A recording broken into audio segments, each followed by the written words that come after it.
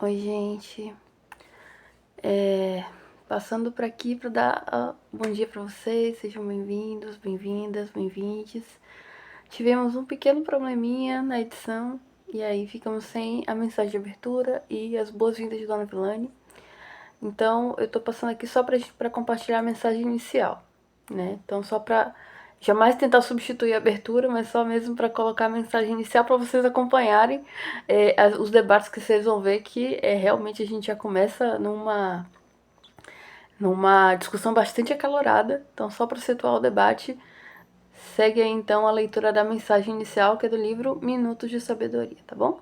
Então, vou ler a mensagem. Mantenha sua mente limpa de qualquer pensamento menos digno. Só assim conservará a serenidade e a paz. Como base da felicidade que chegará a você.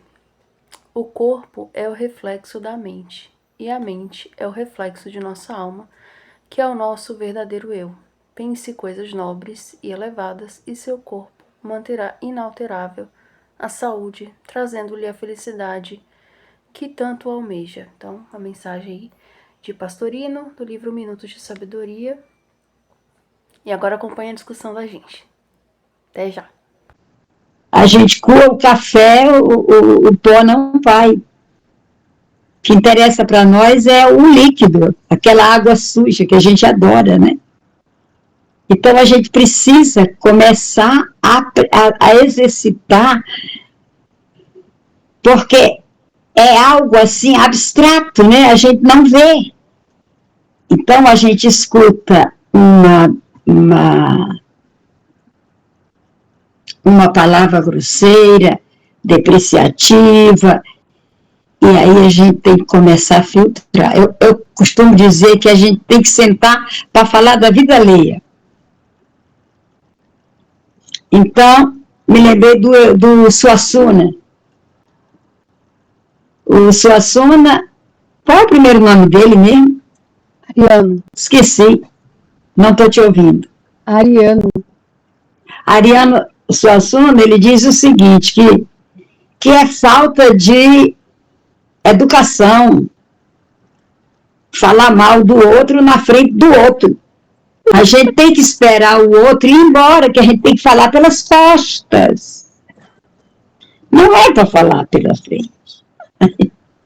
E aí a gente trazendo um pouquinho de humor para cá, para a nossa reunião, a gente precisa, quando alguém nos ofender, por exemplo, a gente tem que deixar a pessoa ir, deixa falar, falou, foi comigo.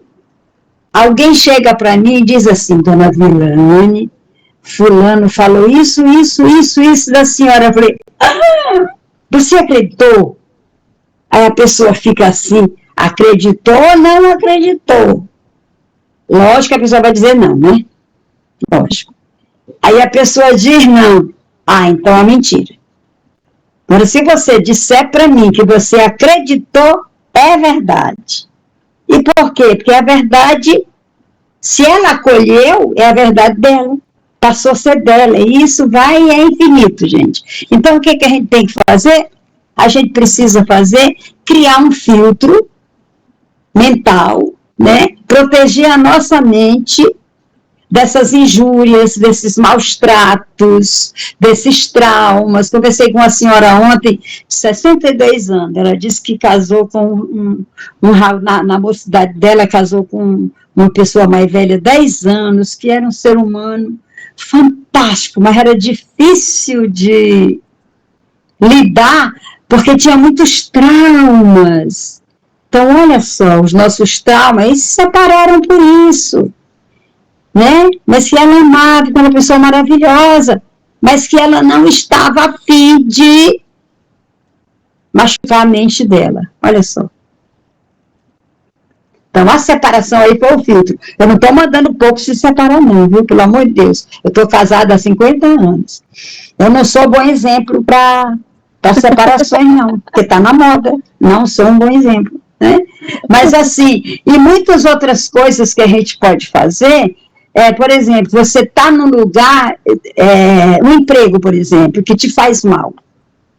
Que tudo em volta, você está bem em casa, cantarolando no banheiro, pega a bicicleta, vai pedalar até o trabalho, chega lá, o coração se fecha. Começa a procurar outro emprego. Começa a estudar para concurso, começa a se virar, não é que vai largar o emprego porque é teu sustento, mas começa a pensar em mudar. E assim são nos namoros, nas relações, quantas relações de amizades abusivas que existem. Aquela coisa do ciúme, é minha amiga, não sabe? Na adolescência isso na adolescência não, hoje não se aceita mais na adolescência, mas nas crianças, na fase infantil, até dá para a gente ficar daquela questão da criança querer ser o centro e tudo, então quer tudo para si, mas, gente, essa fase passa, não pode atingir a vida adulta, de jeito nenhum. Uma vez foi uma menina lá quando a gente tinha a sede do Centrinho, ela foram duas meninas, mulheres, né, assim, jovens, e aí conversamos, ela assistiu a reunião e tudo, e aí a gente tinha combinado fazer outra coisa depois. Aí chegou uma moça e convidou essas duas moças para ir no evento. E elas ficaram muito sem saber o que fazer para falar para mim que não iam ficar no centro, que a gente tinha outra atividade no centro. E elas, e agora como é que fala? Aí uma falou assim, pode deixar que eu falo, uma mais solta. Falou. Aí eu falei, meninas, vão se divertir, há de chegar mais gente aqui. Elas ficaram assim, olhando para mim. Tá tudo bem mesmo, dona Vilane? Minhas filhas, vocês estão na idade de viver, vão lá, vão se divertir. Vocês já fizeram a parte de vocês, vão com Deus. Pronto. Né? Agora, se fica aquela coisa, as meninas iam ficar ali por minha causa, não por elas. A demanda seria a minha, que eu iria aprisionar essas meninas, que seria uma prisão mental, né? Isso faria mal para essas meninas e isso faria muito mal para mim também, por conta que eu tinha criado uma circunstância de vibrações, de negatividade. As meninas estavam infelizes, fazendo um trabalhinho no centro espírita, quando na realidade elas queriam ir se divertir. Né? Nem 8, nem 80. Então ele fala, aí ele diz aqui, né, que para a gente ter felicidade, a gente precisa ter serenidade e paz. Como é que a gente vai ter serenidade e paz? Se a gente fica matutando os pensamentos. Tem um texto que eu escrevi, eu não sei em qual livro, que eu digo que os pensamentos são visitas, são visitantes, ora agradáveis, outros desagradáveis, que cabe a nós decidir quem fica na nossa sala de visitas. Os nossos pensamentos são visitantes, eles não são nossos. A gente não pode reter se fazem mal para a gente. A gente precisa liberar. Isso é um exercício. É um exercício. E aí a linguagem ajuda nesse exercício. Porque é com a linguagem que a gente vai contribuir com todo o funcionamento da nossa inteligência. É com a linguagem que a gente vai dizer, esse pensamento não é meu, eu não quero você, eu quero libertar você. Olha que coisa, eu vou libertar esse pensamento, né? E aí, ele diz o seguinte, o corpo é o reflexo da mente, olha só. O corpo é o reflexo da mente. Então, o corpo, ele reverbera com a sua linguagem o modo como eu estou, como está o comportamento da minha mente, né? Porque, de certa forma, a gente dá sinais que a gente não está bem. A gente dá sinais. Eu, então, não consigo esconder nada. Nada, absolutamente nada. Tanto de bom como de ruim. Eu fui na exposição ontem e uma amiga minha, Alê, ela fez muitas fotos e eu mandei umas fotos no grupo da família.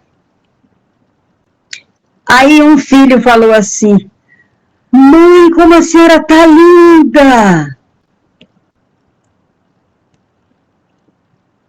Eu falei: meu Deus, o meu filho falou que eu estou linda. Aí eu respondi para ele: a arte, eu escrevi alguma coisa assim, que a arte contribui com o nosso interior e reverbera no nosso exterior, na nossa aparência. Então, a arte é um caminho maravilhoso para a gente se encontrar. O caminho da arte é o caminho que nos conduz a nós mesmos. A arte vai trazer tudo isso que a gente precisa, né? E aí ele diz: e a mente é o reflexo da nossa alma. Olha, ele se aprofunda. O corpo é o reflexo da mente, a mente é o reflexo da nossa alma. A mente é o reflexo de nossa alma. E o que é a nossa alma? O nosso verdadeiro eu. Sou eu. Né? Então, a mente, ela está lá recebendo, é aquela coisa, César, que a gente estudou das sensações e das abstrações, de que o corpo reverbera na mente, a mente, tudo que acontece no corpo reverbera na nossa mente, e tudo que acontece na nossa mente reverbera no nosso corpo. Mente sã, corpo sã, que Sheila falou ainda há pouco. E eu acho que César tem o que falar sobre isso. Daqui a pouco eu dou a palavra para ele, se ele quiser dissertar um pouquinho mais. Então, nós temos a nossa alma, que é um verdadeiro eu, e a mente é o reflexo dessa alma. Quando eu me olho no espelho, eu não vejo a mim mesma. Eu vejo o reflexo de mim, né?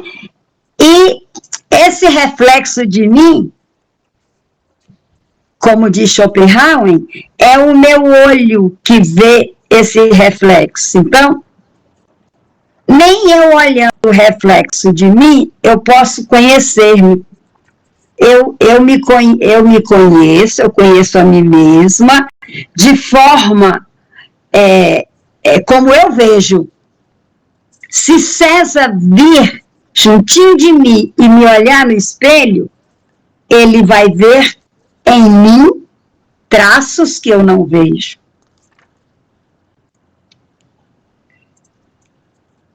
Então, é muito difícil, mas o ser humano foi programado para o conhecimento. Então, vamos em busca do conhecimento, que ele é a nossa salvação.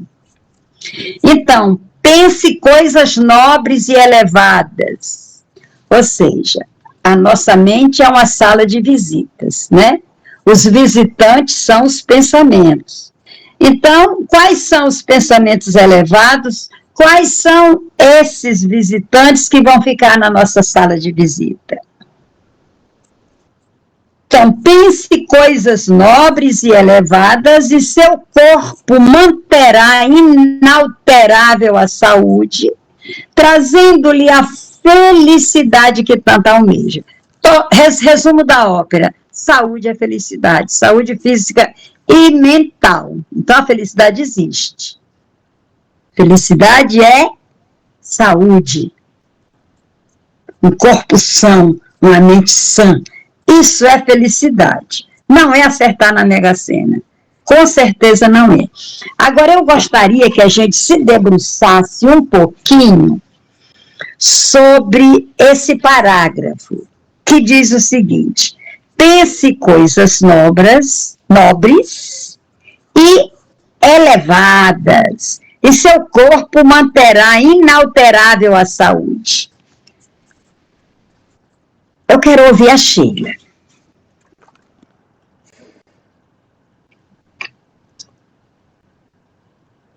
Pense coisas nobres e seu corpo manterá inalterável a sua saúde. Ai, Deus. Ai. Deixa eu ver aqui. Eu acho que Sheila, só um pouquinho, que eu estou tentando meu computador até agora, viu? Se eu conseguir acessar, eu vou migrar do telefone para lá, tá? Tá bom, tranquilo, dona Vitória. Eu me sinto mais confortável no computador. E eu tô tentando achar o poema. Eu tô tentando achar o poema. Que eu tô com os livros todos. Aí eu tava e tentando achar o poema. Eu não posso pesquisar no computador, porque senão muda a tela. Assim, analógico, né? Vamos procurar lendo mesmo. Porque eu lembro, eu tenho a impressão que é abscesso, que é no abscesso. Tenho essa impressão. Mas, porque lá, inclusive, tem um parecido. Porém, não tenho certeza. Estou aqui dando uma olhadinha. Mas, porque eu vi o Estranhos Hóspedes, eu achei que fosse esse, mas não é. Mas porém, você pode ver esse aí. Esse tem a ver. Não, mas acho que não é esse, não. Estou procurando aqui ainda. Bom, mas esses estranhos hóspedes são os pensamentos. Também, né?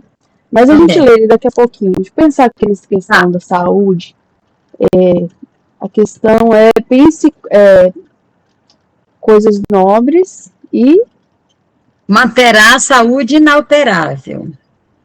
Pense coisas nobres e elevadas, e seu corpo manterá inalterável a saúde. Assim, é relativizável, né, isso aí, porque há coisas que dependem, eu acho que, assim, a gente pensa muito eu acho que, assim, a gente está falando de corpo, mas se a gente pensar que o corpo da gente não é só o corpo físico, né, então a gente também tem que pensar que existem uma multiplicidade de corpos.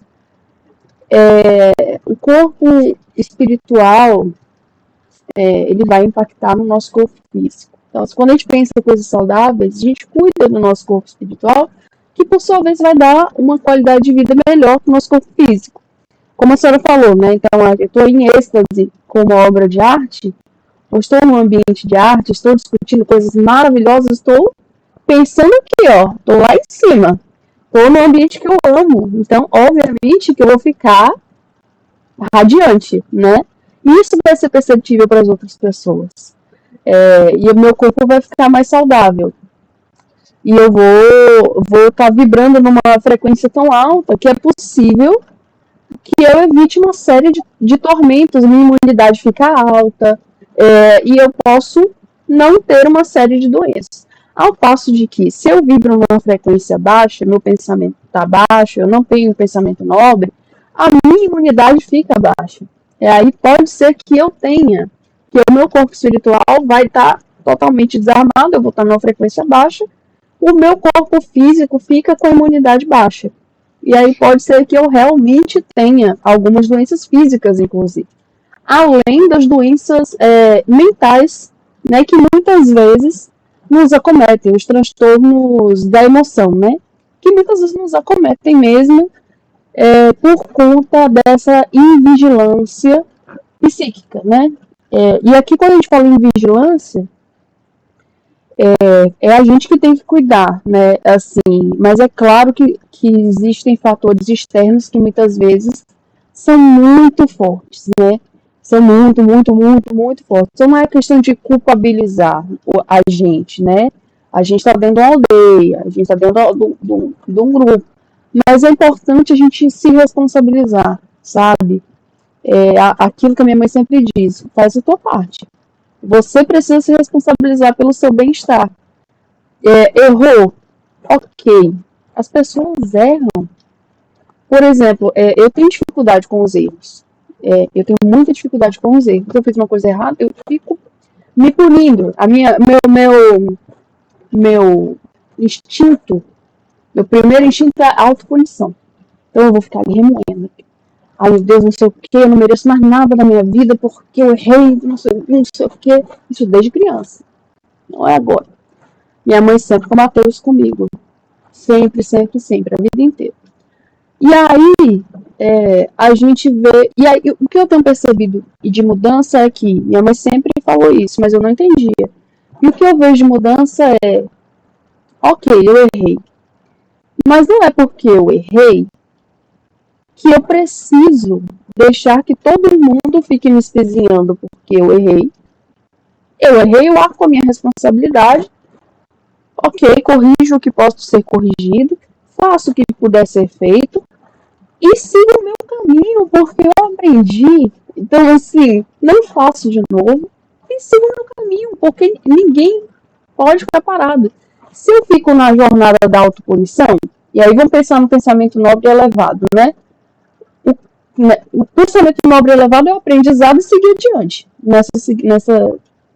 O pensamento da autopunição, que as pessoas pensam que é nobre e elevado, por conta do nosso pensamento cristão, né?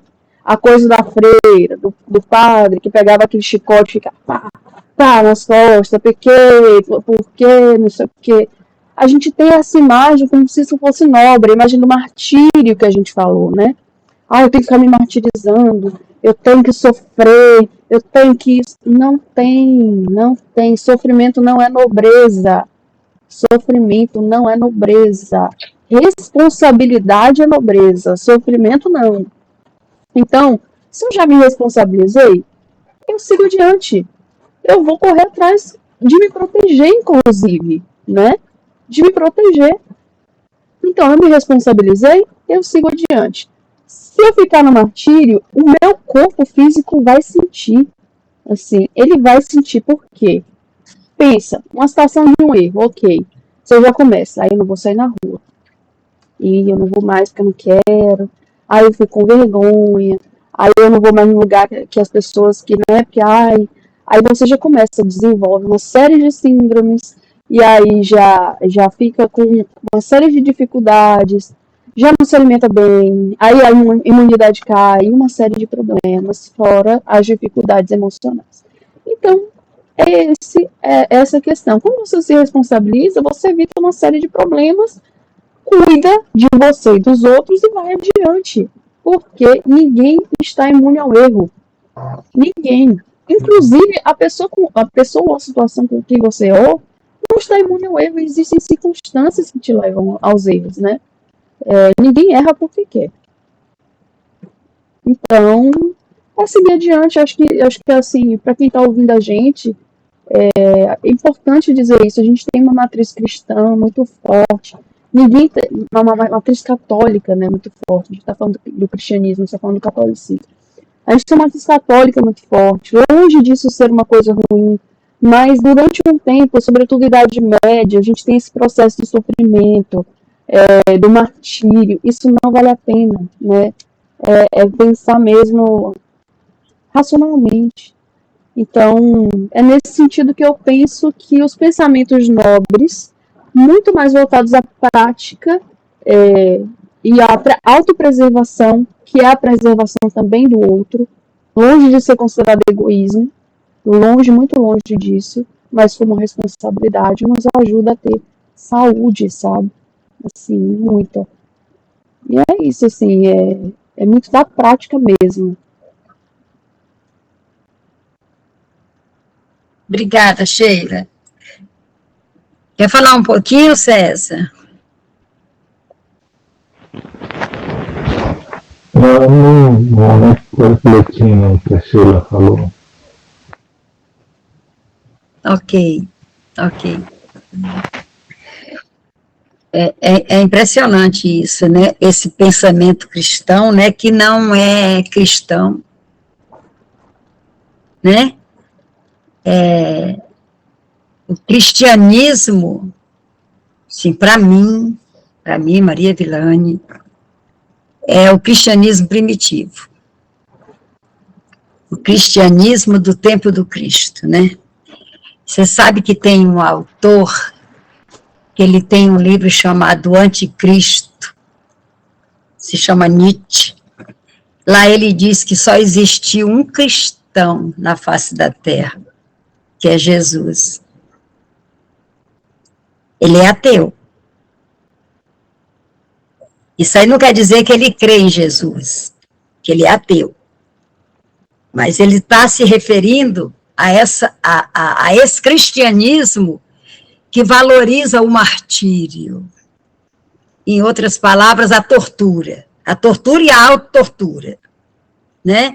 Porque hoje não existe mais aqueles grilhões, não existe mais a chibata da autoflagelação, mas existe os grilhões conceituais. Existem, até pouco tempo, eu não sei se ainda tem, a questão da penitência, vá se penitenciar, autoflagelação. A nossa fé não pode ser cega, a nossa fé deve ser raciocinada. O que eu vou ganhar batendo em mim? O que eu vou ganhar permitindo que me batam? Quantas pessoas que estão doentes e se recusam porque acreditam que ela precisa passar por aquilo? Espíritas, não, eu preciso passar por isso, porque na outra encarnação, a Sheila falou aqui, a melhor versão de nós, achei isso maravilhoso. A nossa melhor versão é essa encarnação. Se a gente está sempre evoluindo, essa é a nossa melhor versão. Na próxima a gente vai estar melhor, né? Mas assim, nunca permitir sofrimento. Tudo que a gente fizer para minimizar o sofrimento nosso e do nosso próximo, vamos fazer. Tem uma história do Chico, que eu gosto muito de ouvir essas coisas no YouTube, né? Já que eu não tive essa felicidade de conhecer pessoalmente o Chico, embora nós tenhamos sido contemporâneos, mas eu não tinha liberdade. Essa coisa de liberdade de ir e vir tem que ter moeda. Então, a liberdade aí é relativa também, né? Então, eu não fui ver o Chico, porque eu não tinha dinheiro para viajar. É isso mesmo, gente. É desse jeito que a banda toca, né? Então, essa história do Chico é o seguinte, diz que ele estava numa viagem, num congresso aí, e ele estava com outro médium também, que é bem famoso, é que eu não lembro o nome agora. E tinha um mendigo encostado assim no canto de uma parede, e uma pessoa do grupo fez um comentário. Falou, você está vendo a situação daquele, parece que ele estava com chagas no corpo, alguma coisa assim. Está vendo aquele rapaz ali? Ele deve ter feito muita coisa errada na encarnação passada, para estar sofrendo desse jeito, que é um sofrimento muito grande. Aí Chico falou para ele, não, meu irmão, não se trata de nada disso, ele pediu para vir assim. Ele era defeituoso físico, e todo chagado, abandonado. E Chico falou, não, é que você se engana, ele pediu para vir assim. Ele pediu para vir assim. E tinha um propósito para isso que eu não me lembro que Chico falou, né? E depois Chico foi lá conversar com ele. e conversaram bastante, né? Então é isso. Quando a gente vê um irmão em sofrimento, ainda alguns espíritas desavisados dizem, não, você não pode ter piedade, não. Está cumprindo aí a sua expiação, porque mereceu. Mereceu. Então é isso. Sofrimento não é libertação. Ai, tem que aprender pela dor. Tem a dor e tem o amor. Gente, vamos aprender pelo amor. Eu amo o meu próximo, por isso eu sirvo. Eu amo o meu próximo, por isso eu tenho paciência. Aí eu tenho que fazer aquele exercício de paciência comigo mesma. Fazer por mim tudo que está ao meu alcance. E viver feliz na medida do possível. Não necessariamente, se a gente tiver pensamentos elevados, como a Sheila falou, a gente vai ter a saúde plena no nosso corpo, porque nós somos tão complexos, nós temos tantas existências pretéritas aí que nós acumulamos dores, nessa própria existência, não é? E tem dores que a gente sente, tem situações que a gente passa que não foi a gente que causou, mas a gente está ali naquele, sabe aquela coisa, quando você atira a pedra na água, o que acontece? Tudo há um movimento. Então é isso, nós vivemos num lugar, num planeta que a gente não consegue ver, mas sabe que eu vou usar a palavra gelatina para poder ficar fácil de entender, a gente está mergulhado nessa gelatina, então eu estou aqui, parada, quando a Sheila passa por mim, ela movimenta essa gelatina e ela me contagia ou me contamina. E vice-versa, mas isso faz parte da viagem planetária, não necessariamente que eu esteja devendo. Mas quando você vai fazer uma caminhada, você pode cair, pode quebrar a perna, pode perder, a pele pode machucar, você pode acabar um namoro no meio do caminho, pode acontecer uma porção de coisa, não necessariamente que você precisa passar por aquilo. Nem todas as dores que nós passamos são castigos, são martírios, são torturas para a gente se purificar. Não, a gente está no planeta de provas e expiações, contagiando e sendo contagiados, contaminando e sendo contaminados. De repente, uma dor grande, mas faz parte desse movimento, dessa viagem. Quando a gente viaja de avião, a gente já sobe no avião sabendo que ele pode cair, mas a gente vai, porque a gente precisa. Às vezes cai, às vezes não cai. Se a gente pega um barco, pode afundar, né? Mas a gente vai com pensamento positivo, que a gente sempre pensa do outro lado, nas alegrias que a gente vai ter, nos amores que a gente vai reencontrar, enfim. Então, a gente sempre tem que se preparar para a viagem com pensamentos nobres e elevados, pensando o que vai acontecer de bom, não o de ruim. Embora o de ruim possa acontecer. E aí a gente se machuca, não necessariamente porque eu precise passar por essa dor, mas nós fazemos parte desse universo. Não tem como escapar das alegrias e das dores, inerentes ao planeta. Inerentes ao planeta. Então, a gente não pode julgar o outro, está sofrendo porque está devendo. E tem que pagar para quem? Né? Gente, a gente extrapolou.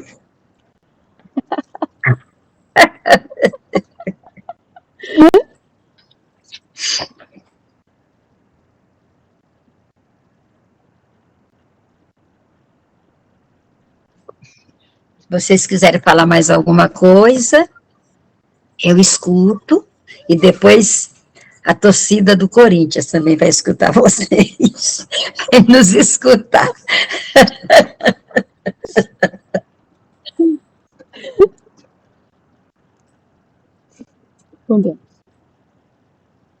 Pode ir.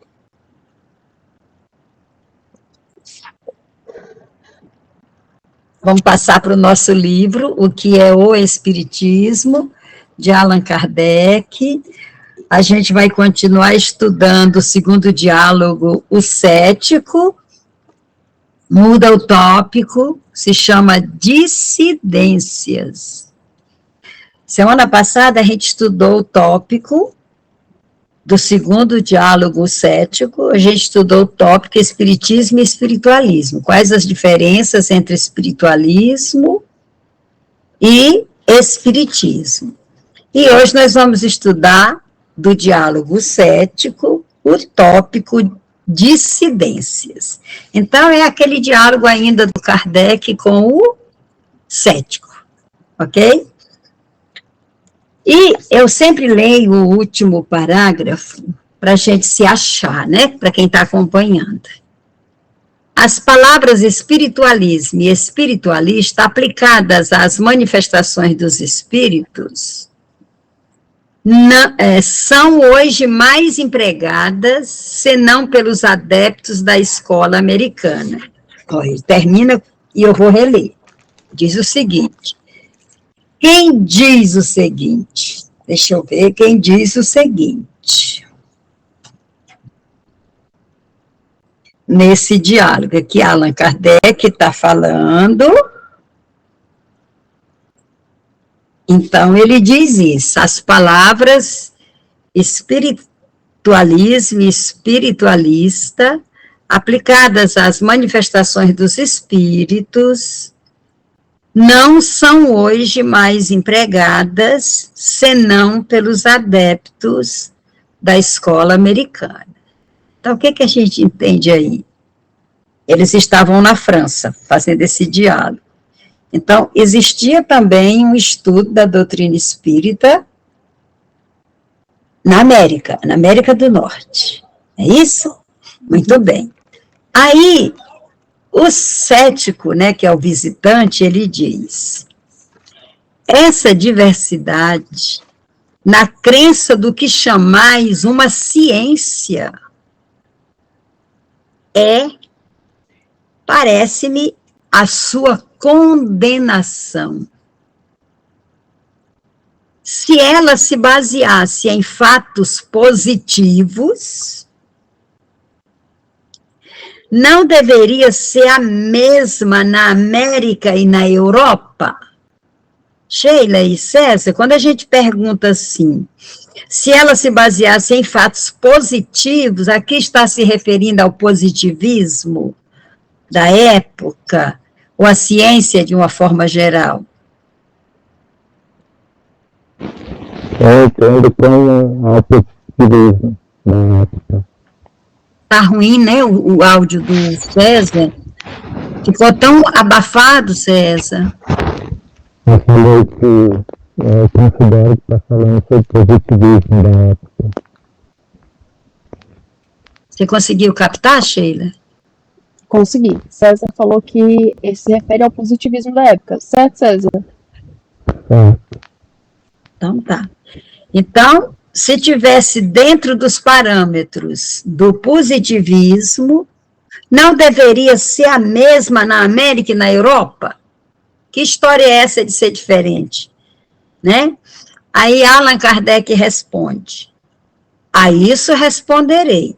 Primeiramente, que tal divergência só existe na forma, sem afetar o fundo. O fundo aqui é o conteúdo, né?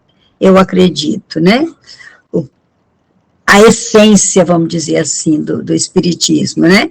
A isso responderei primeiramente que tal divergência só existe na forma, sem afetar o fundo. Realmente, ela apenas se limita ao modo de encarar alguns pontos da doutrina. E não constitui um antagonismo radical dos princípios, como afirmam os nossos adversários, sem ter estudado a questão. Dizei-me, porém, qual a ciência que, em seu começo, não deu nascimento a dissidências, até que seus princípios ficassem claramente assentados.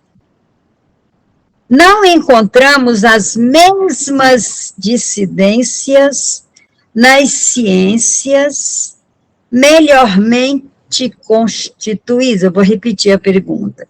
Não encontramos as mesmas dissidências nas ciências melhormente constituídas. Estarão os sábios de perfeito acordo sobre todos os pontos? Não tem cada qual seus sistemas particulares? As sessões das academias apresentam sempre o quadro de perfeito e cordial entendimento? Em medicina não há a escola de Paris e a escola de Montpellier. Montpellier aqui é uma cidade da França, salvo engano. Cada descoberta em qualquer ciência não tem produzido cismas entre os que querem adiantar-se e os que desejam estacionar. Essa palavra cismas, eu acredito que sejam rachaduras, né? Dissidências mesmo, né? Vou repetir, cada descoberta em qualquer ciência não tem produzido cismas entre os que querem adiantar-se e os que desejam estacionar?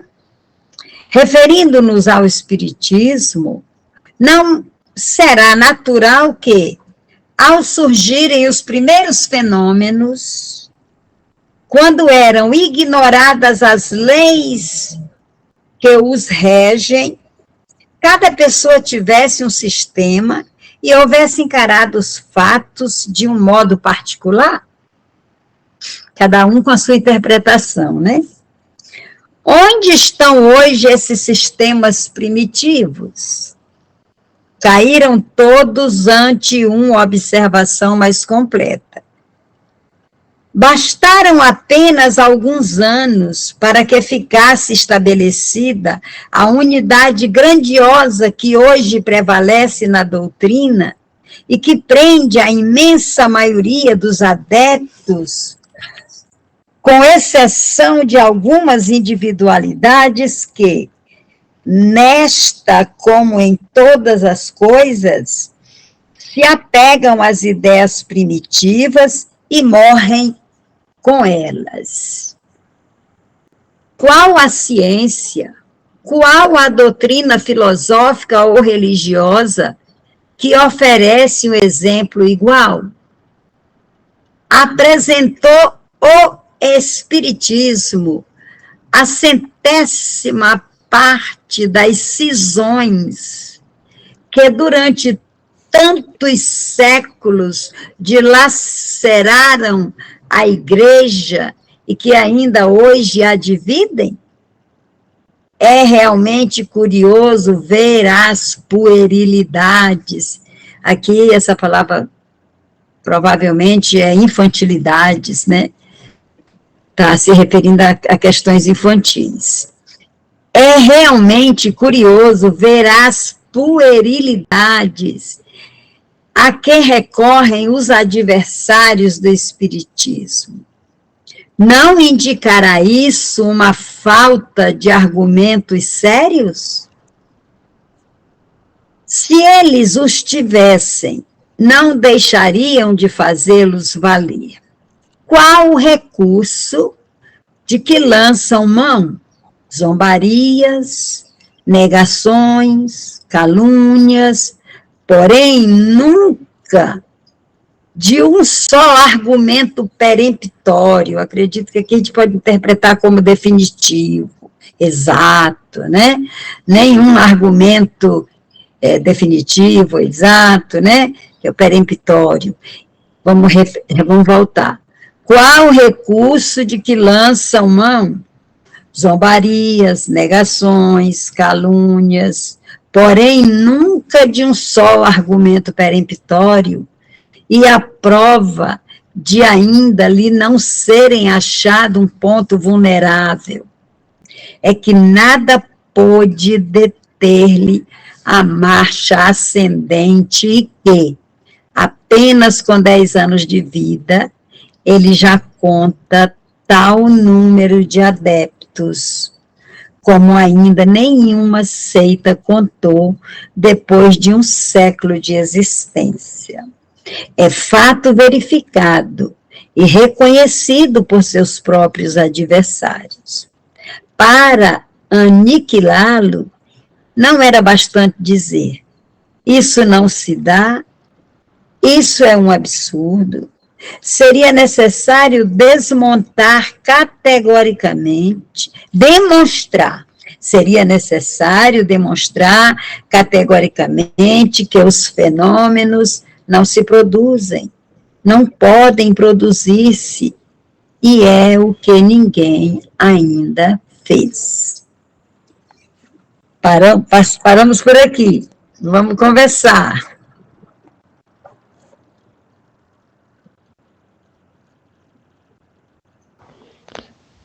Então, estava falando que ele é muito natural que haja os cismas, né? Hajam as divisões.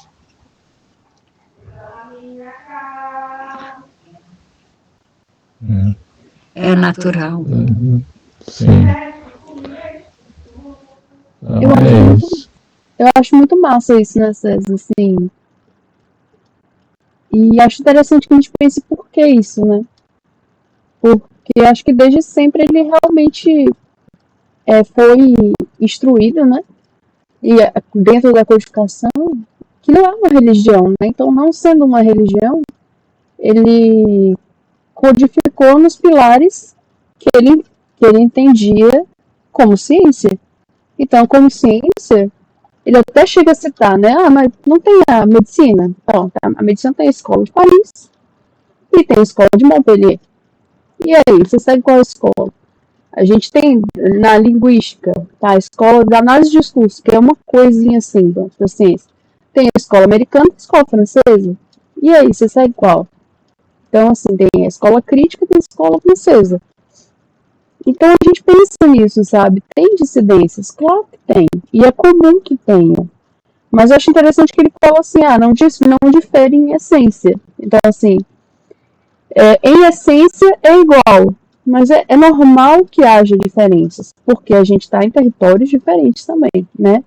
Então, se a doutrina chega lá, ela vai chegar em um território diferente, com pessoas que vivem coisas diferentes, de modo que, para ele, aparentemente, não é um problema que haja particularidades, desde que, em essência, se respeite os princípios. Eu imagino que os princípios sejam a caridade, a reencarnação, a pluralidade dos mundos, as leis, né, da criação e esses princípios basilares, né, assim, e até a ideia da fé raciocinada, né, para que a gente possa interagir, assim, com a espiritualidade. E a própria ideia de que não é uma religião, né, então não precisa se colocar nesse lugar, né, então pode dialogar muito facilmente com essa própria ideia de dissidência, assim, que são linhas, né, são linhas que naturalmente vão surgir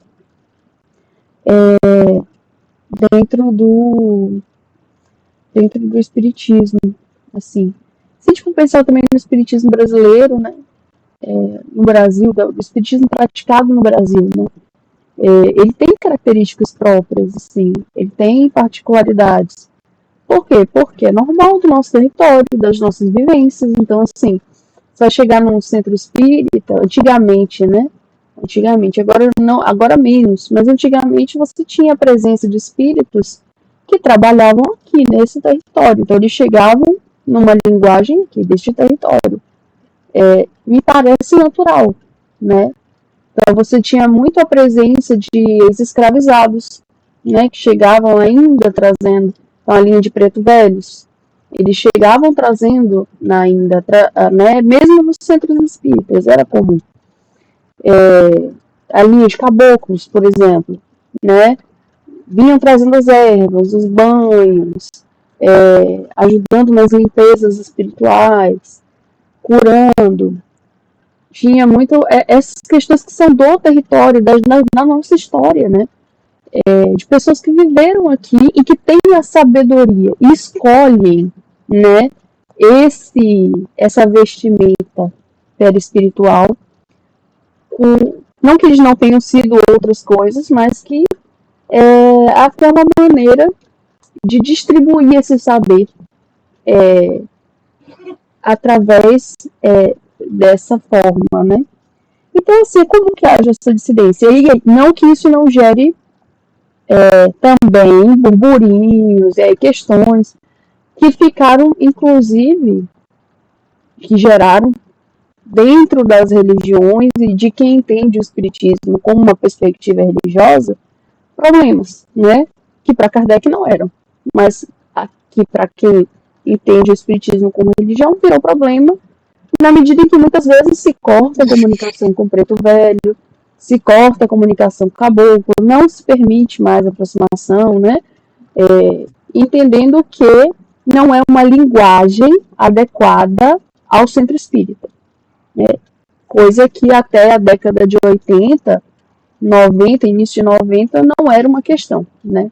Inclusive dentro da Federação Espírita do Estado da Bahia era muito comum acontecer.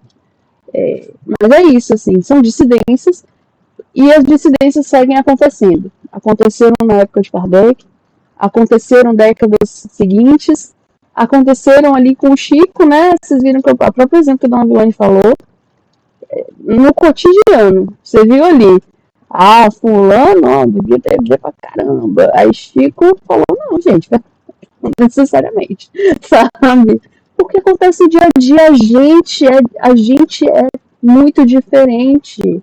A gente está convivendo aqui, mas a gente tem histórias muito diferentes. Então vai haver dissidências. A gente se une pelas nossas parecências e pelas nossas diferenças. E pelo nosso, aqui no caso, muito pelo nosso respeito, pelo nosso amor, pela nossa união.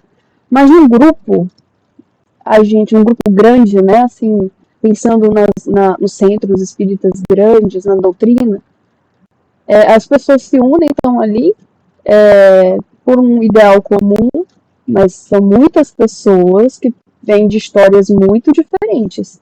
Então, até chegar a um denominador comum é muito difícil. É muito difícil. É complicadíssimo. Dar a mão, por exemplo, chegar a ver religiões dando a mão ao espiritismo, como isso é visto,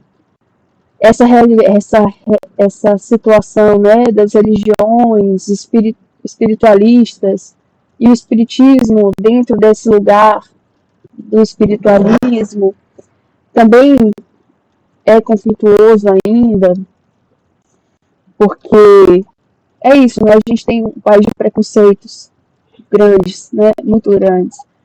Então, eu já vi, por exemplo, entrevistas várias, pessoas que eu admiro muito, muitíssimo, chegam e falam assim, não, fazem questão de dizer, eu sigo o espiritismo kardecista.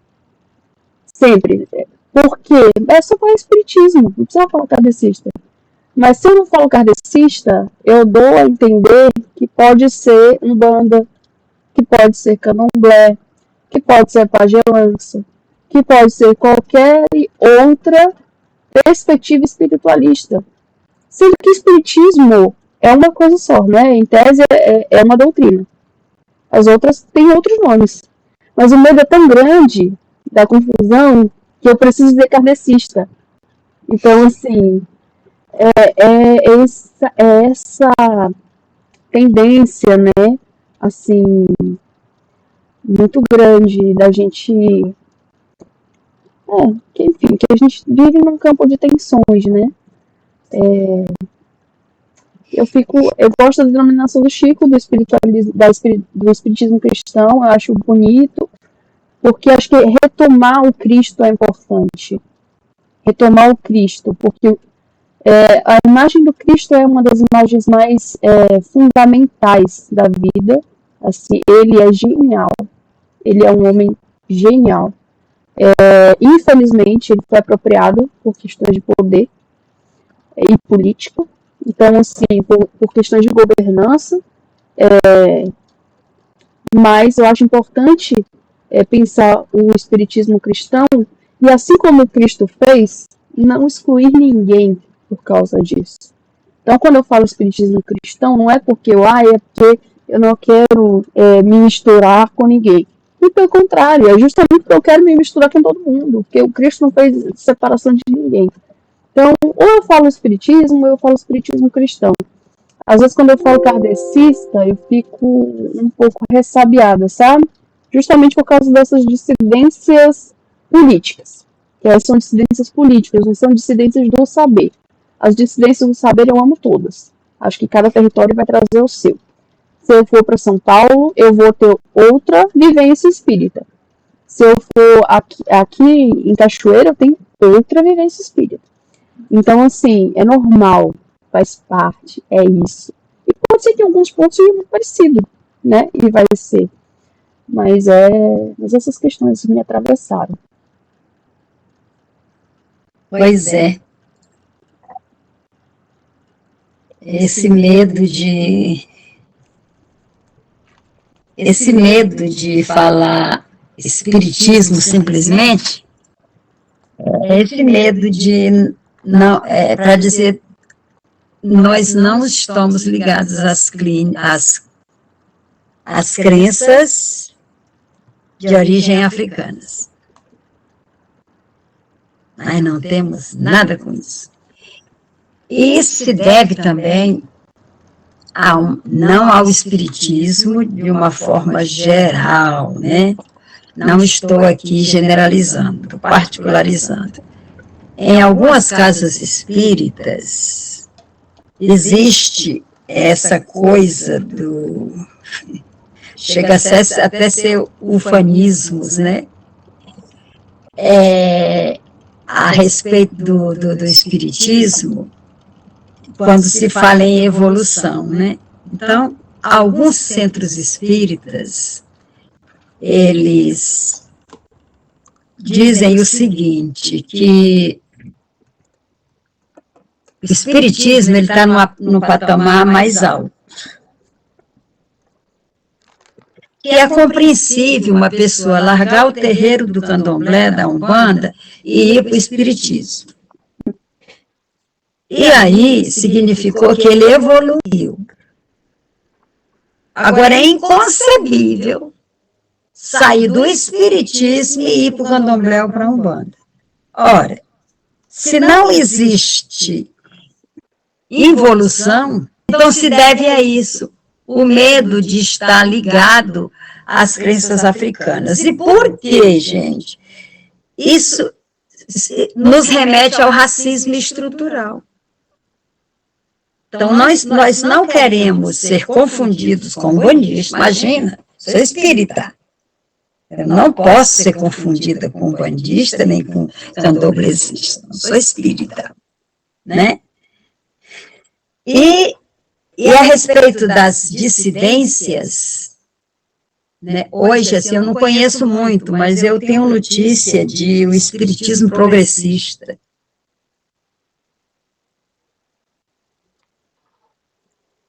Mulheres espíritas progressistas. Então, aí, não sei, aí surgiu o nosso grupo, Jesus no Monte Tabor,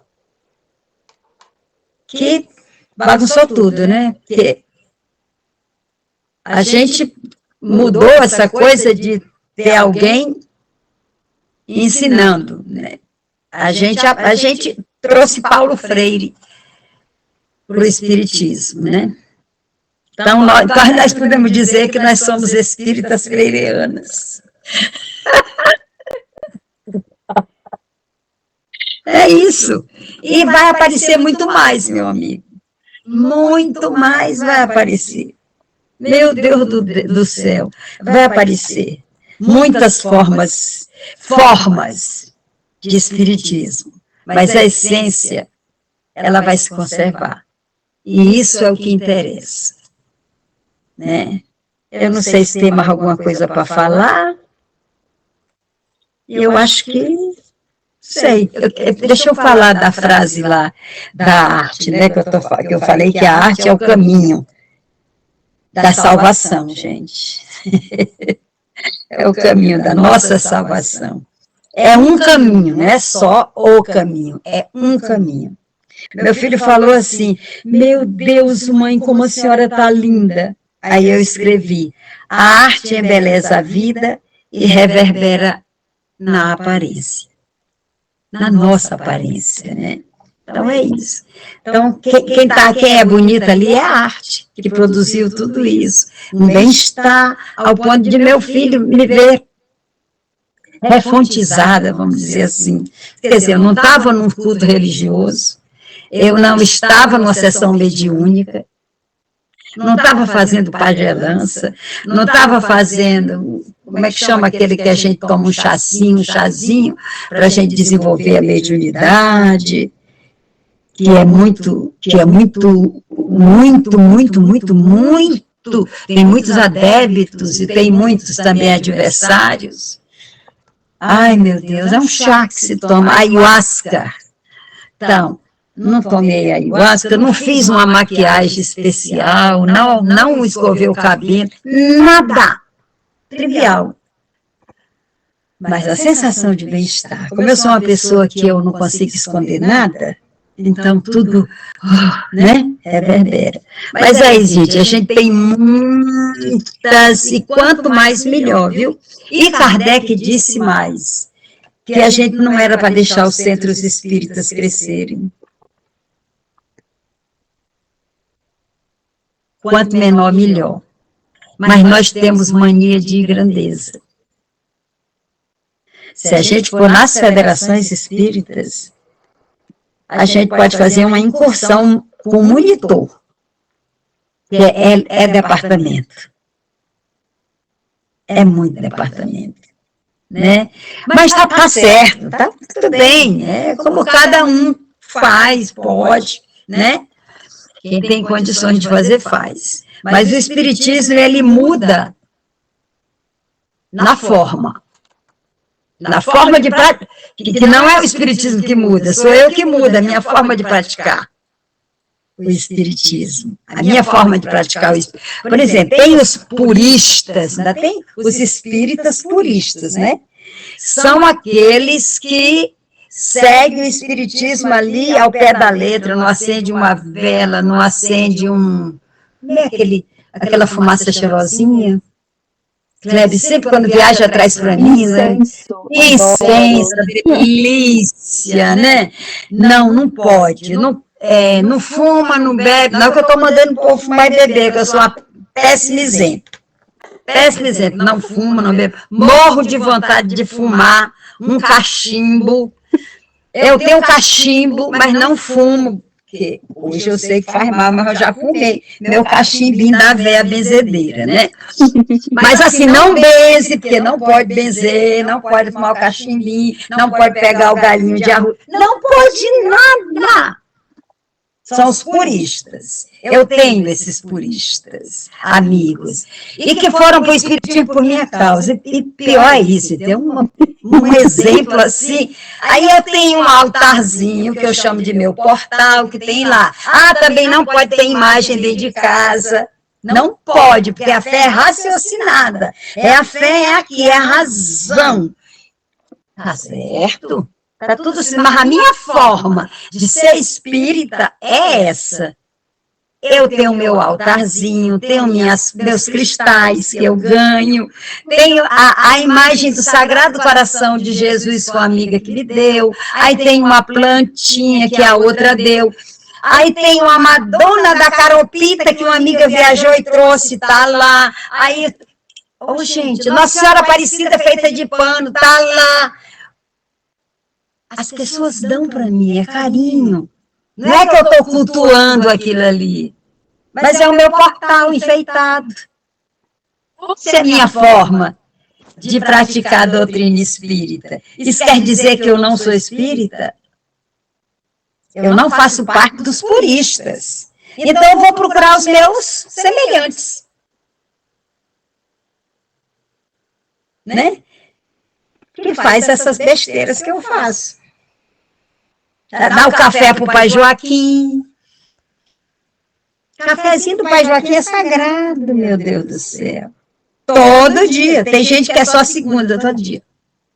E quando eu lembro, na segunda-feira, a velhinha, às 6 horas da noite, na hora da Ave Maria, para o Pai Joaquim, para a avó Conga.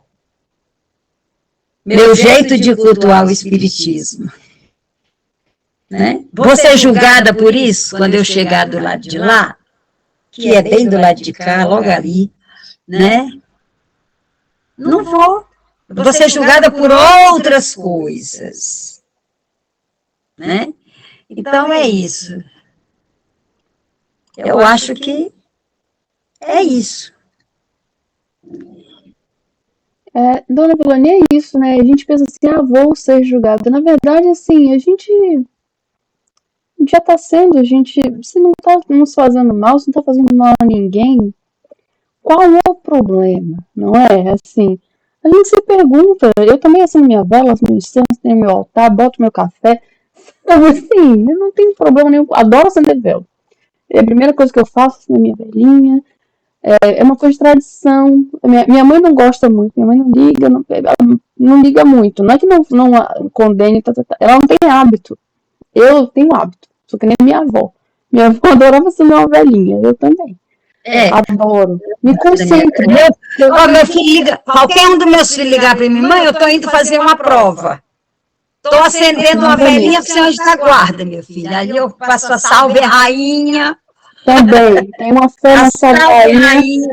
Nossa Senhora, fica junto do meu filho durante o período todinho da prova. Eu também tenho uma fé, assim, muito grande, sabe? Sou devota de Nossa Senhora, assim. Também. Foi a primeira santa que eu tive devoção, assim, muito grande. Então, é isso, assim, pra que excluir essas coisas? Se não faz mal, sabe? Sou mariana, vou na igreja católica, quando estou com vontade de ir na missa, eu vou na missa. Não tem problema nenhum com isso. Tenho aqui meus orixás, sabe? E vai, assim vai. A gente caminha porque é o nosso jeito de cultuar. O Daniel Alexandrino, o fundador do Sarau do Grajaú, ele diz, uma vez ele falou no Sarau, ele falou assim, eu sou mariano, discípulo de Maria Vilani. Oh, meu Deus, é uma gracinha o Daniel. Pois é, isso aí ele fala... também, né, dona Vilani? Será? Por exemplo, eu adoro Schopenhauer, né? Que eu falei pro amigo meu, que é filósofo, que eu estava, assim, tendendo muito para Spinoza, né? Aí ele falou assim, a senhora vai abandonar o Schopenhauer? E é ateu. Né? Olha, gente, esse livro é maravilhoso. Esse aqui é o segundo tomo. Esse é o segundo. Eu nunca li inteiro, mas assim, tudo que eu li desse livro... Estou lendo o segundo, estou aqui, ó. Gente... Eu comprei na livraria do César. Arrasou, César. Menino, que bonito o livro, hein? Bonito. Maravilhoso. E aí, assim, é isso, gente. A forma pode mudar. Mas é igual o nosso corpo. A gente nasce bebezinho, que coisinha linda, mamãe. Aí vai crescendo, fica mais bonita ainda, mais bonito, mais bonito, mais bonito. Aí chega nos 30 anos, 40, meu Deus. Aí depois 50, 60. a gente encolhe, gente. Eu encolhi. Incrível como a gente encolhe. A gente encolhe de verdade, a gente fica muito diferente. Mas mudou o quê? A forma. O conteúdo aqui E dentro, por dentro a gente expande, né? continua. E por Por dentro expande. expande, E por dentro expande. expande. Porque, assim, Por dentro é isso que a senhora falou. Eu tenho pensado muito nisso, assim. Aí, gente hoje tá que tá. Em momento. Só falando de idade, assim, dessa questão da mudança do corpo e tal. Eu tenho 35 também, eu fico pensando nisso, assim. Eu não volto pros 20, nem que me paguem. Assim, mas nem que me paguem, assim. Eu não me troco pelos meus 20 anos. Eu hoje sou muito melhor, assim, interiormente, sabe? Interiormente eu sou muito mais forte. E eu acho que isso é progressivo, que a gente vai aprendendo a se cuidar. A gente vai aprendendo isso que a mensagem falou pra gente, sabe? Da saúde da mente, da saúde espiritual. Essas questões de entender as dissidências, entender os nossos comportamentos diante das diferenças. Então, isso tudo vai fortalecendo a gente, sabe? E a gente se expande por dentro. Assim, por dentro a gente tá muito mais plural, sabe? Eu acho isso muito bonito. Sim, sim. Porque a gente tem a soma das idades. Você chegou a ler o meu ensaio sobre o corpo? Eu acho que eu trago isso lá. A soma, né? Eu não falo a palavra a soma das idades, mas eu falo, né? Gente. Maravilhoso demais, gente. É bom demais isso. A gente tá aprendendo, né? A gente tá aprendendo, né? E a gente é um pouquinho de cada aprendizado. Por exemplo, em essência, Paulo Freire é Paulo Freire. Mas ele deve ter bebido em muitas fontes para se tornar o homem, o educador, o filósofo, o pedagogo e o ser humano que ele se tornou. Né? Ele deve ter bebido em muitas fontes. E nós bebemos em poucas fontes, porque nós, trabalhadores, a gente tem pouco tempo para leitura, que isso é um crime. É a pior maldade que se faz a uma nação. É subtrair o ócio das pessoas. E de uma gama de pessoas, e outras têm ócio demais, mas não é orientado. Porque para que é que serve o ócio? Para criar, porque a arte está dentro de nós. Não é só arte, é tudo, é criação, é ciência, é filosofia, né? Então, a gente precisa de ócio e de orientação. É o ócio criativo. E a gente precisa do ócio do lazer, que não deixa de ser criativo também. Que quando você está se divertindo, você está aprendendo e está criando também. Né? Porque à medida que você diz, isso aquilo ali podia ter feito assim, você está mudando a forma que o outro, então você está criando. Então isso é negado para nós. Eu li alguns livros, que mandei tudo para a casa do Gabriel, são muitos, modéstia à parte, porque eu sacrifiquei a minha saúde. Porque era madrugada, eu pegava 3 conduções para ir para a faculdade, eu fiz todas as lições dentro dos ônibus. Essa história, e César também conta, que ele também passou por isso, o Sheila deve ter passado, enfim. Então, o pior prejuízo que uma nação pode sofrer é a negligência intelectual. Porque, na realidade, essa é a essência. Então, nós negamos a essência. Nós negamos cidadania. E nós estamos estudando espiritismo. né? Então não dá para separar às vezes, né? Porque é muito bonito, a gente está aqui lendo, está entendendo, mas a gente tem uma base de leitura relativa, não muito grande. Muito grande tem Paulo Freire, né? Muito grande tem esse povo aí que conseguiu, os iluminados, né? Mas a gente está aqui engateando, né?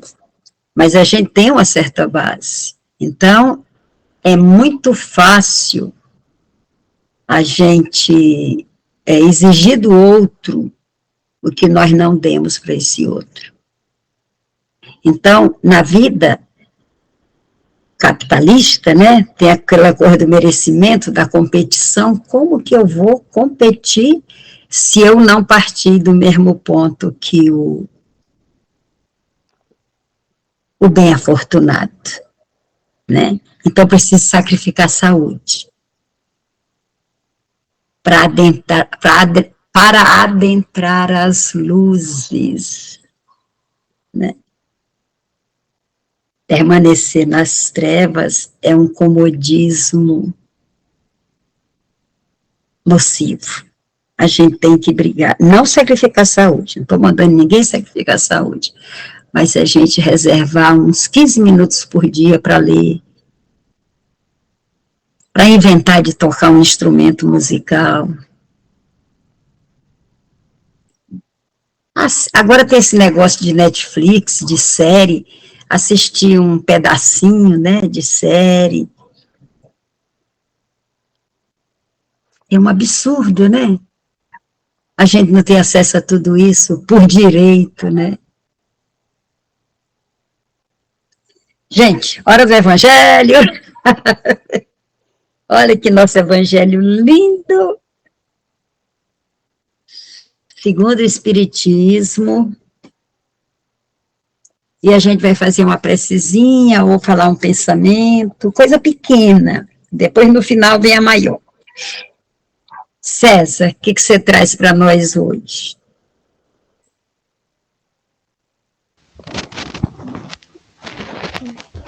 Você se constrói na sua própria trajetória. Então, devemos respeitar as diferenças. É isso. Melhorou, Sheila, para ti? Eu ainda estou com a dificuldade, César.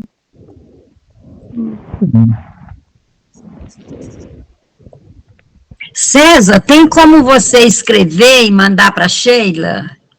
Isso. Ou dá para mandar aqui, onde é que põe aqui? Aqui no chatzinho. No chatzinho. Pronto. Aí eu leio o que você escreveu. Porque me parece muito bonito, assim. Você falou. Sim, não, mas o César. Você codificar completamente. Vamos aqui o chatzinho. Ladinho aqui. Às vezes acontece isso, a gente pede para colocar no chat que fica mais fácil de ler.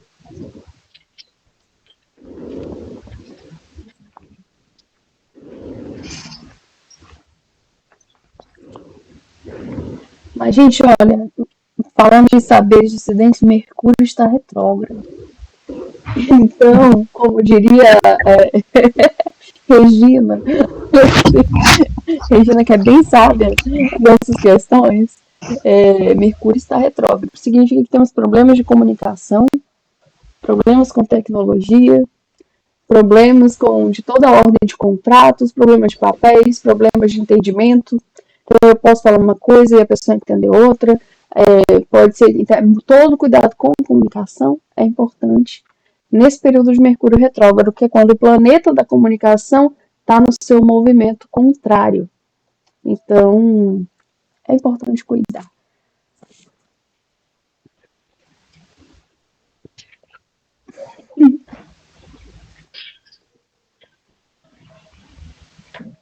Aí as pessoas dos signos botam a culpa tudo no Mercúrio retrógrado. Então, tudo errado. Culpa no Mercúrio retrógrado. Mentira, gente, mas Mas interfere. Os movimentos do planeta interferem. A Lua interfere nas marés ou as marés interferem na Lua? A Lua interfere na maré.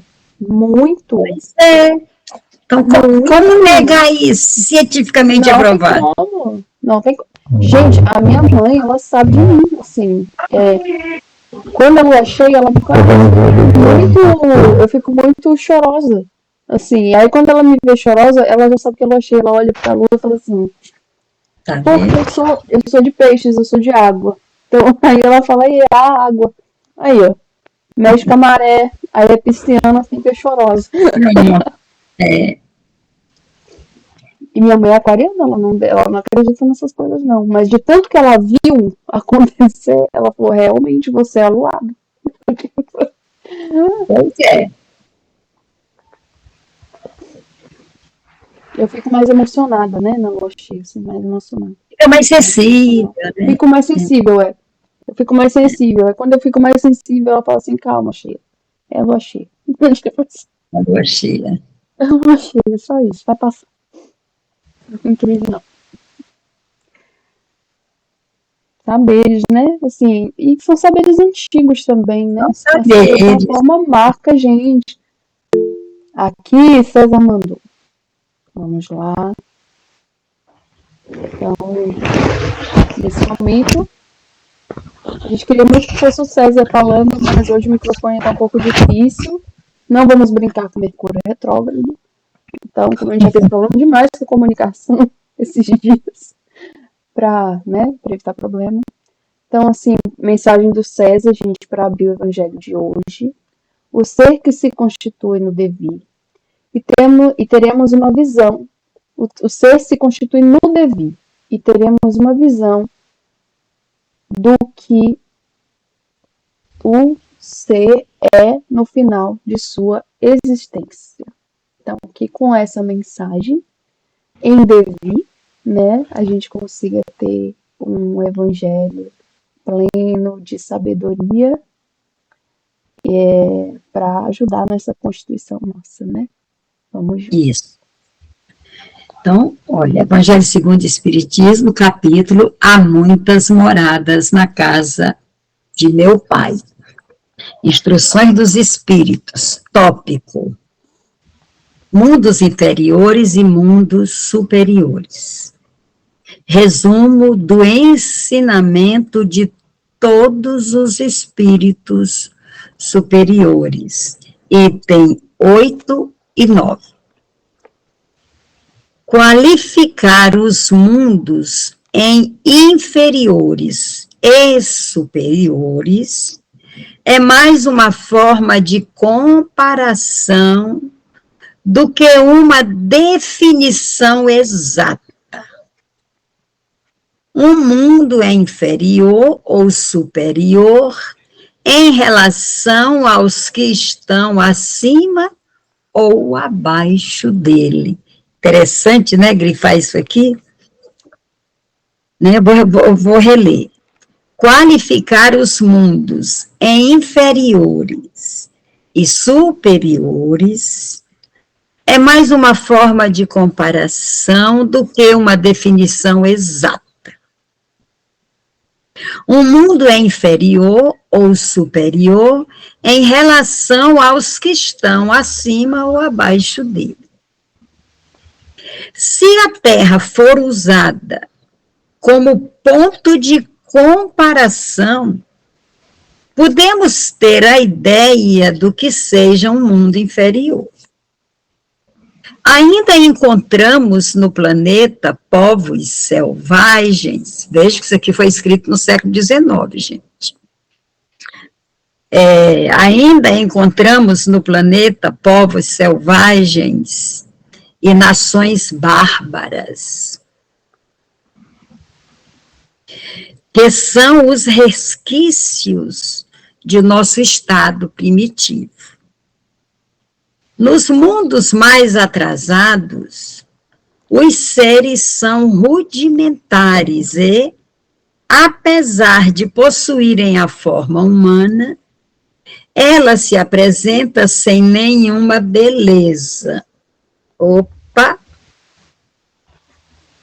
Isso aqui é questionável, né? Os instintos não são abrandados por nenhum sentimento de delicadeza ou de bondade. Nem existe noção de justiça ou injustiça. A força bruta é a única lei. Seus habitantes passam a vida na conquista de alimentos. Pois, nesses mundos, eu vou indicar a Guerra do Fogo, para entender isso aqui. Você já assistiu, Sheila, Guerra do Fogo? César assistiu? Acho que César assistiu.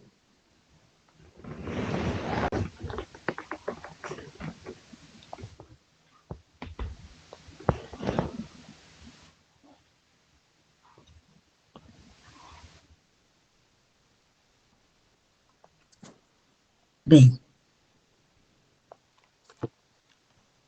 César? Hoje o microfone do César está muito ruim, mas vamos continuar a leitura, depois César fala para nós, né? A força bruta. Assistiu, né? Assistiu. Eu sou mal atrasada que sempre. Eu sou mal atrasada, gente.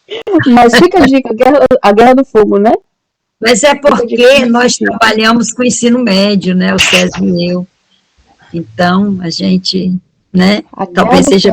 Já está anotado aqui, gente. Anota aí também, galera, que está assistindo a gente, para assistir.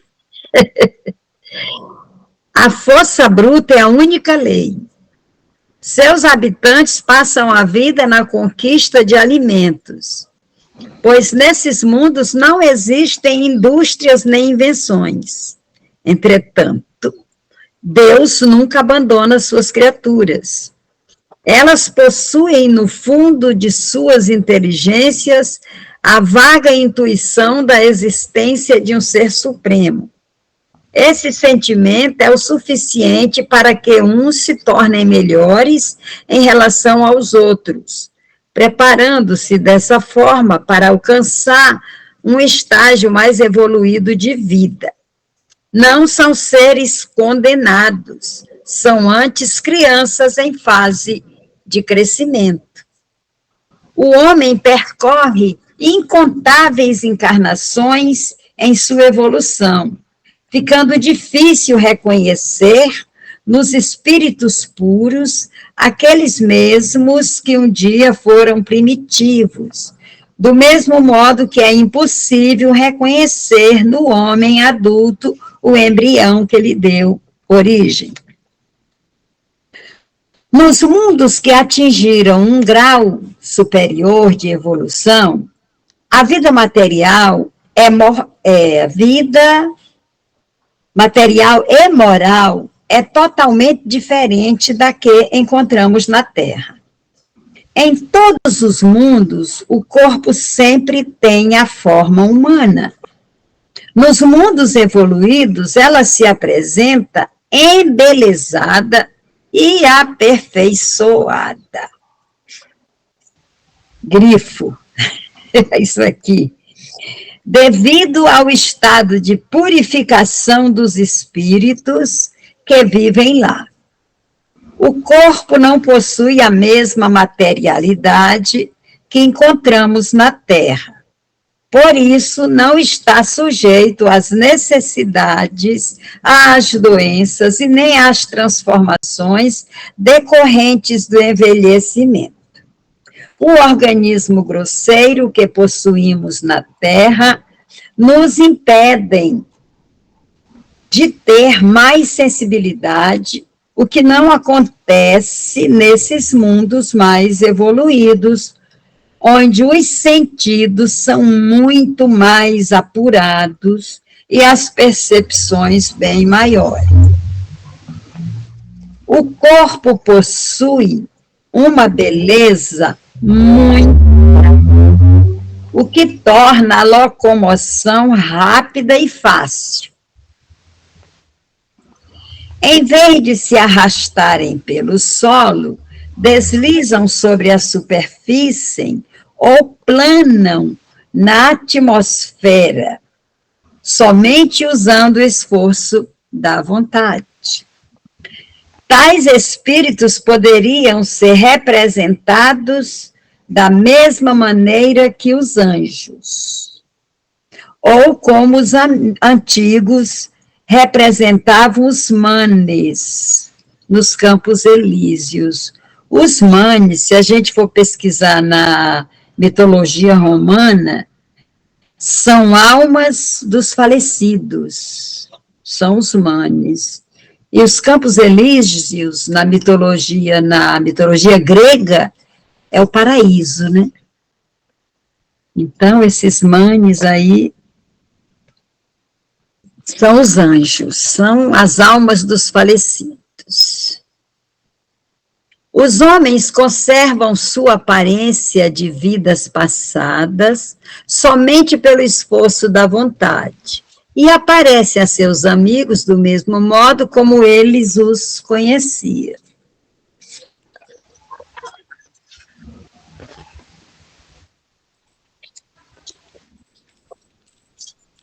Porém, iluminados por uma luz divina, devido aos seus sentimentos interiores, que são sempre elevados. Em vez de rostos pálidos, abatidos pelo sofrimento e pelas paixões, a inteligência e a vida desses espíritos irradiam um brilho semelhante ao que os pintores representaram na aura dos santos, na auréola dos santos. A pouca resistência que a matéria oferece aos espíritos evoluídos toma muito rápido o desenvolvimento dos corpos, torna muito rápido o desenvolvimento dos corpos. A infância é muito curta ou quase nula. A vida, sem as preocupações e as angústias, é proporcionalmente muito mais longa do que na Terra. Em princípio, o tempo de vida é sempre proporcional ao grau de adiantamento de cada mundo. A morte não apresenta os horrores da decomposição. Longe de causar pavor, é considerado uma transformação feliz, pois a dúvida sobre o futuro lá não existe, pelo fato de a alma não estar encerrada em um corpo físico. Esses espíritos gozam de muita lucidez e desfrutam de um estado quase permanente de liberdade, o que permite a livre transmissão do pensamento. Podemos conversar um pouquinho. Quer conversar um pouquinho, Sheila?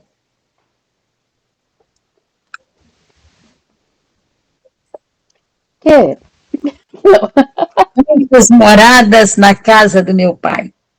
Ai, gente, há muitas moradas na casa do meu pai. E essa coisa dos mundos inferiores, dos mundos superiores. Vou falar de alguns grifos que a senhora fez, então, para a gente ser pontual aqui na discussão.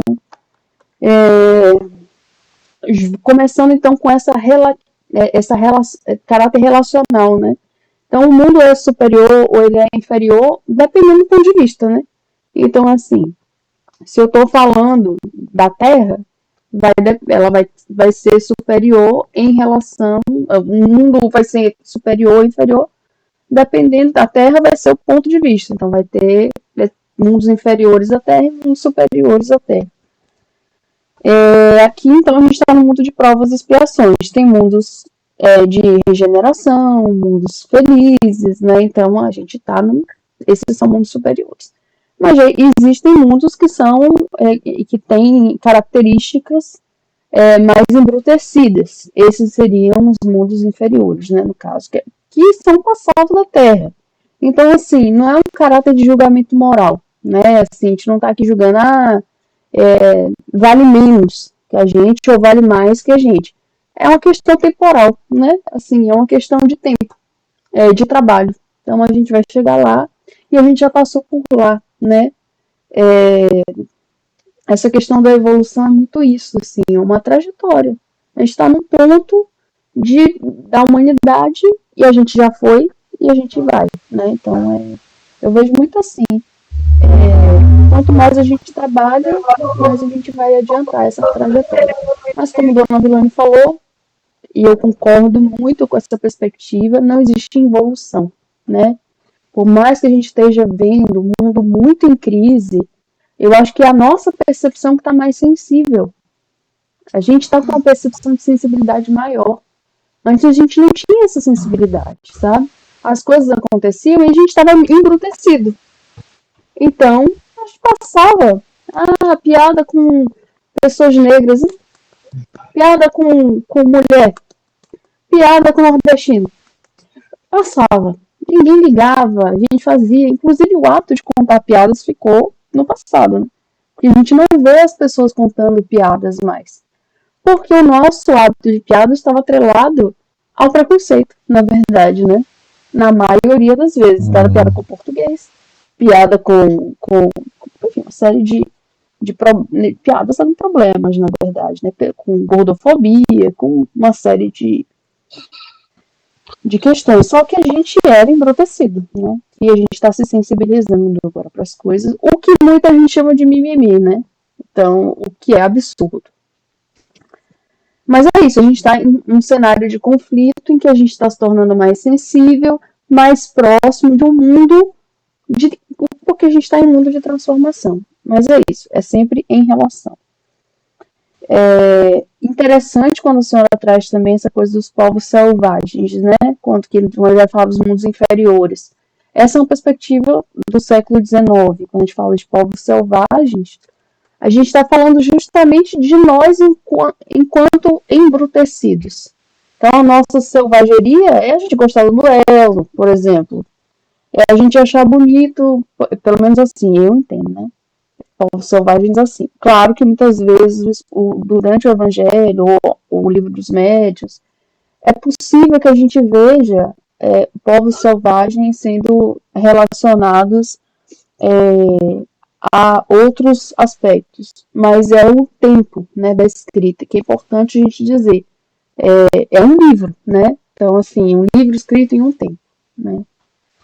Mas, assim, a gente pode pensar esse selvagem quanto nós dentro dessa selvageria do embrutecimento, né? Para mim, assim, selvagem, dentro dessa perspectiva espírita cristã, é você gostar de um duelo, por exemplo. Você achar muito massa jogar pessoas aos leões, assim. Você achar lindo o linchamento virtual. Achei incrível, sabe? E a gente acha que já passou. É um negócio que a gente acha, nossa, é coisa ali dos romanos, né? Mas a gente faz hoje em dia. Se a gente não faz, a gente assiste, né? Se a gente não faz, no mínimo a gente gosta de ver. Eu tenho dado muito tempo das redes sociais, tenho postado quase nada, porque às vezes a gente precisa se afastar um pouco, sabe? Assim, dar um tempo mesmo, porque nossa sensibilidade às vezes não está para aquilo naquele momento. E às vezes a gente precisa se cuidar, né? Até para saber lidar com as coisas. Então, a gente pode transversalizar. Aproveitar que essa palavra está ali, de povos selvagens, e ressignificar ela. E essa coisa da forma humana, sem nenhuma beleza, né? Dos mundos inferiores, assim, em contraponto com a beleza extrema das formas dos mundos superiores. E aí eu vou me remeter a uma fala de Emmanuel, quando ele descreveu Jesus, assim, há 2000 anos. Quando ele vai falar do encontro dele com Jesus, ele descreve uma pessoa linda, né? Ele descreve um homem lindo. E ele não fala de características físicas. Ele fala que ele era lindo, ele era uma pessoa linda. Ele não conseguia descrever por que ele era lindo. Mas ele ficou absolutamente encantado. Porque não era comum um ser humano como aquele aqui na Terra. Assim, então ele fica fascinado com a presença de Jesus. E Jesus estava no mundo de provas e expiações. Logo, o seu corpo estava adaptado a um corpo de provas e expiações. No entanto, a sua essência, a sua espiritualidade era muito maior. Ele era uno com o Criador. Então era óbvio que ele causava um impacto, né? Mesmo para Emmanuel, que era ainda um espírito que não tinha essa elevação toda, ao contrário de Lívia, a mulher dele, que tinha, sim, essa maior elevação. Mas ele já reconhecia que ele estava diante de alguém que não era desse mundo, assim. Ele já tinha essa percepção, justamente por essa sutileza, essa delicadeza que não era própria daquele momento, mas que ele também não sabia descrever. Então ele traduzia como beleza. Ele traduzia como beleza, mas era outra coisa. Então talvez aqui o que está como beleza seja algo que nos transborda, né? Que tá como belo, mas é algo do sublime, assim, algo do sublime. E essa coisa do que não tem beleza seja algo que seja do embrutecimento mesmo, de algo que está no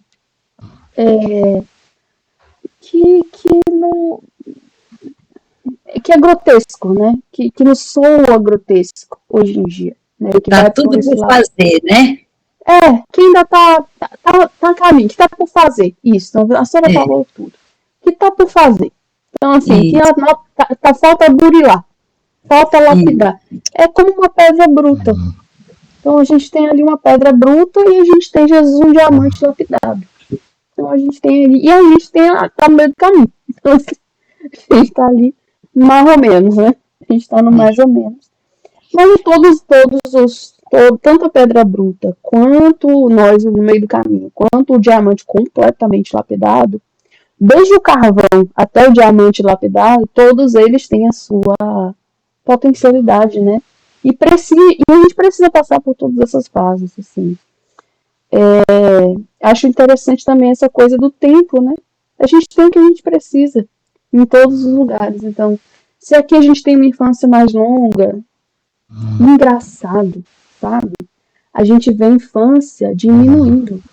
Eu não sei se vocês percebem, mas a gente vê a infância diminuindo, as crianças ficando adolescentes mais cedo, daqui a pouco... Eu não sei, eu tenho essa percepção, assim. Antigamente, na minha época, a gente era mais criança. A gente bota no meio de comunicação, não sei o que, de processo de adultização, mas agora olhando, talvez já seja uma característica de uma transição de mundos, assim. É uma questão de cuidar desse processo de transição, para que essa criança também não sofra com esse processo de adultização, né? Isso é importante cuidar, assim, que nós somos responsáveis pelas crianças. E elas, de alguma forma, não podem entrar vulneráveis nesse mundo. Né? Mas é isso, assim, eu acho que é muito proveitoso a gente discutir tudo isso, porque é instrução mesmo, sabe? E é muita coisa que a gente não sabe, e a gente precisa discutir, aprender junto mesmo. César vai falar. Obrigada, Sheila.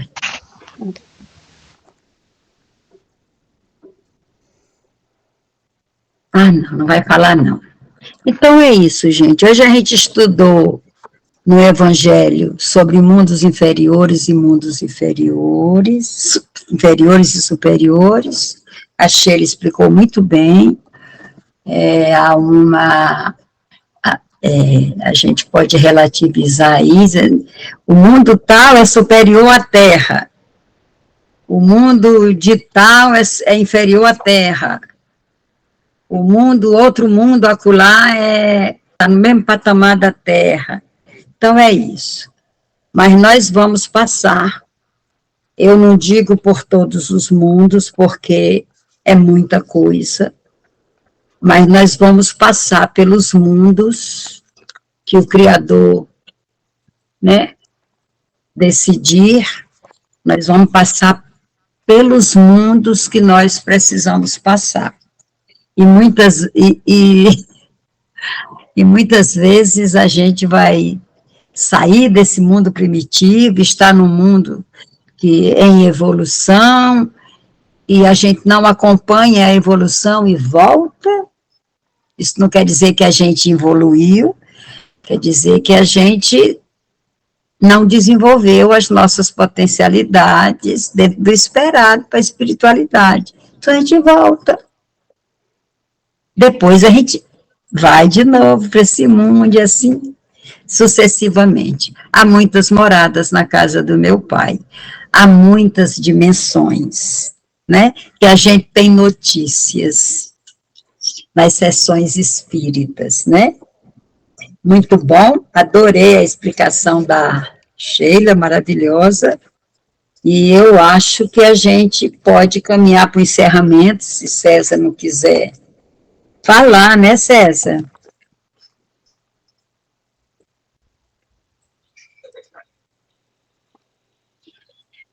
Chegou a hora do encerramento. O que você trouxe, César, para a gente fazer o encerramento? Uma frase, um pensamento?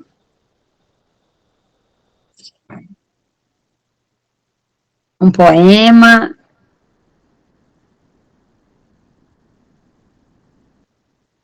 Um aforismo? O que você quiser, César.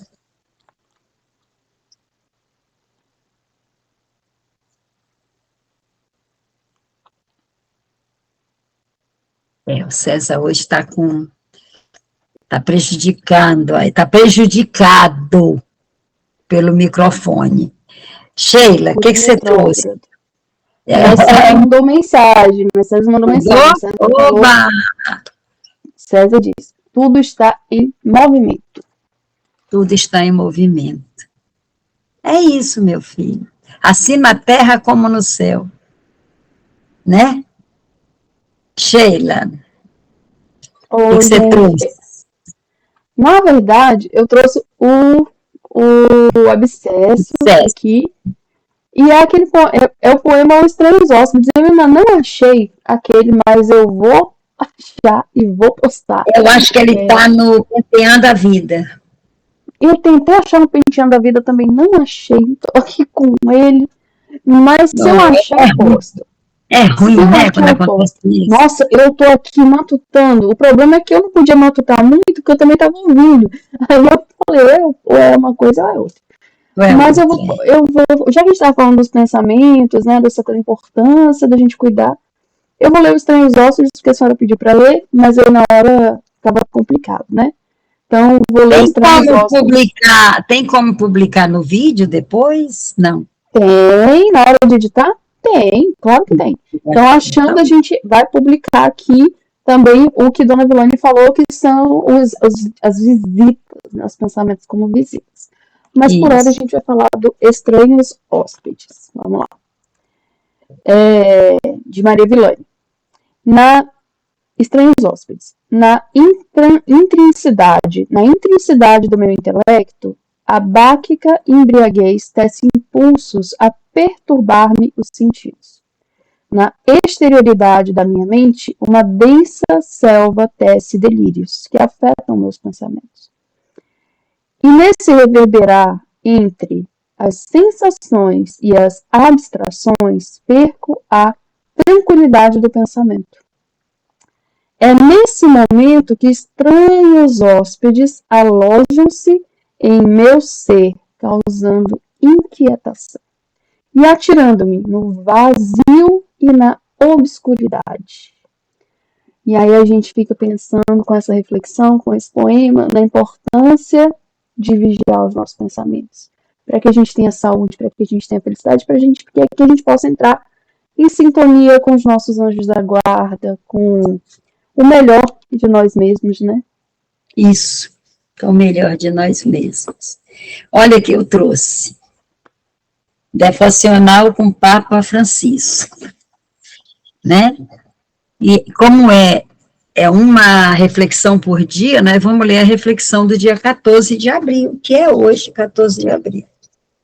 Se refere à Páscoa, né? A Semana Santa. Às 5 ou é 3, agora à vista, né? As mulheres, porém, que tinham vindo da Galileia com Jesus, haviam seguido a José, observaram o túmulo e como o corpo de Jesus fora depositado. Em seguida voltaram e prepararam aromas e perfumes. E no sábado observaram o repouso prescrito. Lucas 23, 55, versículo 6. O evangelho desta noite harmoniosa da vigília pascal, no evangelho desta noite luminosa da vigília pascal, encontramos em primeiro lugar as mulheres que vão ao sepulcro de Jesus, levando perfumes para ungir seu corpo. Vão cumprir um gesto de piedade, de amor, feito tradicionalmente a um ente querido falecido. Elas tinham seguido Jesus e o acompanharam até o fim, no Calvário e no momento da descida do seu corpo da cruz.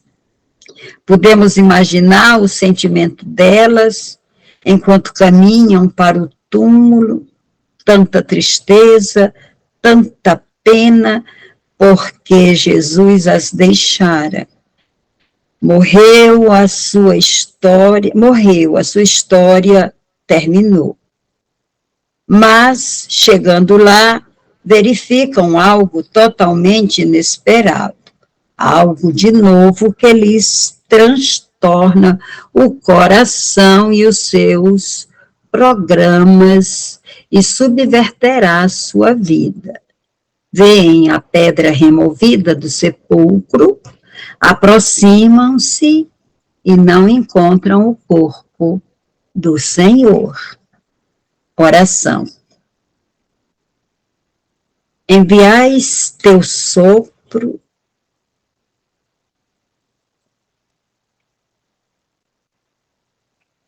perdão, gente. Enviai teu sopro. Eles são criados, e assim renovas a face da terra. Que a glória do Senhor seja para sempre. Que o Senhor se alegre com as suas obras. Ele olha a terra e ela estremece.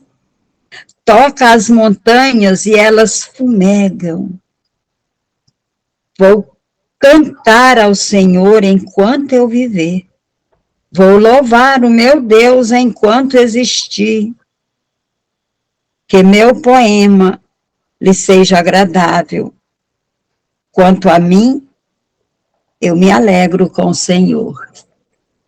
Emocionante, né?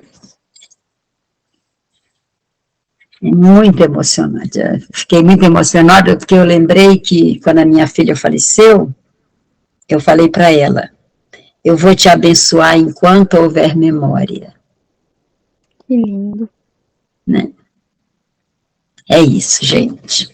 Então, assim a gente encerra nosso encontro maravilhoso dos domingos, agradecendo a Deus, a Jesus, aos anjos guardiães, aos protetores, agradecendo a presença de Jesus em nossa vida. Que assim seja. Um bom final de semana, bom finalzinho de domingo. Bom almoço, viu? Bom almoço, gente. Até semana que vem. Até semana que vem.